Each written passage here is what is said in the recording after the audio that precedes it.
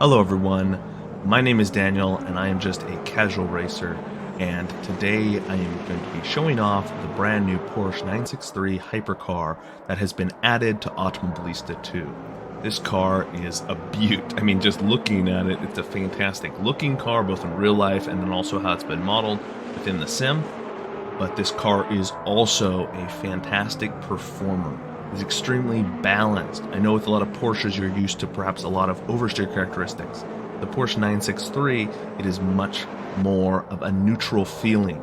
Yes, you can generate some oversteer if you really get on the throttle early and things like that, but in a realistic manner.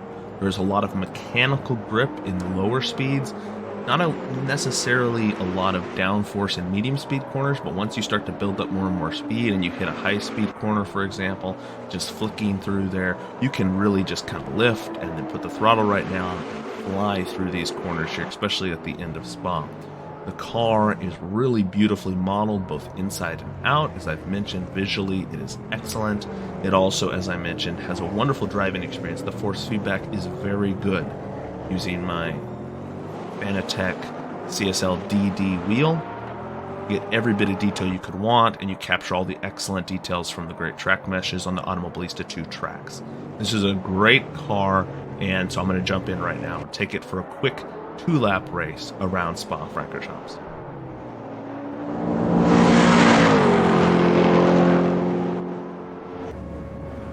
Alright, so now we're jumping into the race here. We're going to be driving the Porsche 963 Hypercar LMDH class, and we're at Spa Francorchamps, and this is, one of the races that the FIA visits on their World Endurance Championship calendar.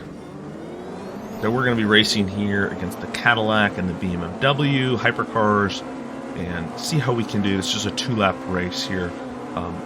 This car is quite stable feeling. I was actually surprised by that. There's a lot of grip and really feels balanced. Maybe that's a key attribute with this car. And I actually think it's also one of the more unique looking cars in the field, which is always really, cool to see some of the more unique cars modeled. Right now we're going to battle here, I believe, the BMW.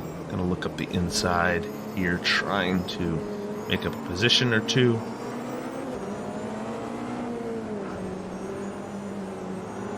Like I said, it's not super nimble. Remember, they're not huge cars, right? They're actually not really bigger at all than like an F1 car, but it definitely doesn't have the same nimbleness feeling that you would get maybe from an open wheel car or from really, a lot of different, maybe even some sports cars. Like, for example, a Porsche GT3 car has a lot more oversteer characteristics compared to this car here. But it is quite balanced feeling. There's definitely no real oversteer, understeer, just a very balanced feeling car. Working with the field here. Just feels very firmly planted. Once you get up to speed too, the aero starts to build. It's not a ton of aero in maybe medium speed situations. There is like aero downforce, but the aero really starts to kick in and is noticeable under the higher load, higher speed corners. And then you get down here and you have to rely a lot on the mechanical grip, which these cars do have plenty of.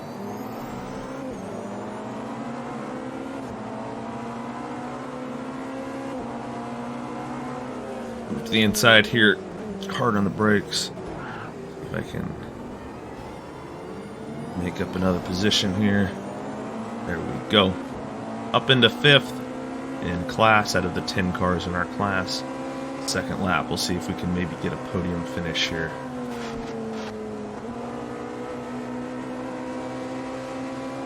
There we go.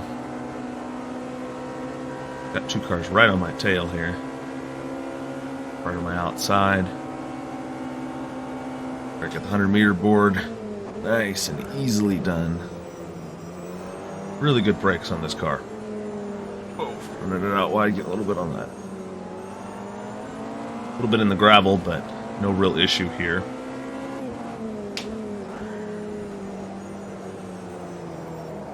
right on his tail. Whoa, there we got some oversteer.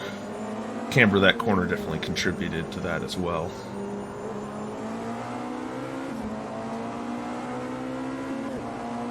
Do we send it into this corner? No, that was more of just moving out of the way. Well, maybe. Here we go. Curb. Yeah, you can take the curbs very aggressively in this car.